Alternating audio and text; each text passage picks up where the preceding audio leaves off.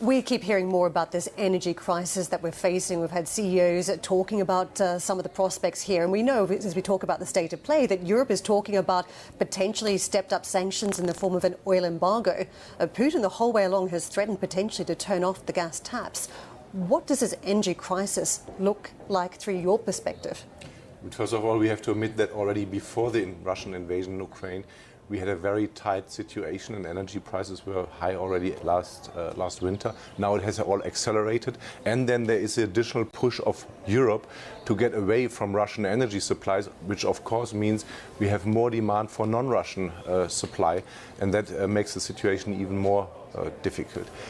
I wouldn't expect that we turn off the tap immediately, what we're seeing is a tightening of the gas balance in Europe from month to month. So the situation is getting more tight and more cutting off supply to Poland, to Bulgaria, sanctioning the gas from Germania group, so we get less and less gas on old contracts. And that, of course, gives a lot of pressure on the system. You can hear from German CEOs that they are nervous. They're very concerned about the energy supply and if they can continue operating business if there's any further disruption, which, of course, would have ramifications for the country in terms of the economic growth picture.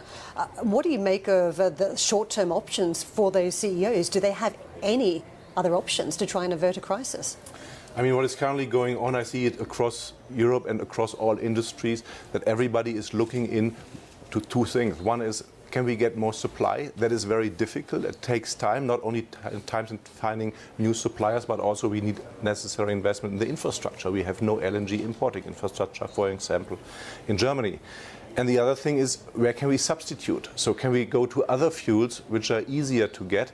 And for example, you probably have seen that there is a discussion now to reduce the gas demand in the power sector to bring back some coal units across Europe for some time. How negative do you think that would be in terms of climate objectives? The fact that energy security and big emitting industries relying on coal again, fossil fuels, at the point when we're trying to move away from that? Yeah, I think we clearly need to differentiate the two time horizons. One is short-term, and the short-term task is to get independent from Russian energy supplies as fast as possible. But we know short-term can impact the long-term, right? But the other part is, long-term, we need to accelerate the energy transition, because I think for the first time since decades, there is no inherent conflict anymore. The old discussion around the energy transition was always, you have security of supply, you have affordability, so price, and sustainability. It was always a conflict. The one always caused higher prices on the other side. And now for the first time we see a clear picture that with renewable energy, it's sustainable, it's more independent, and it's cheaper than the current fossil price level. So there is no conflict anymore, and that will give us a huge push. What I also see, which is another obstacle, is we see more acceptance across the population, because they see we need to get energy, and they maybe accept more that something needs to be built close to their homes.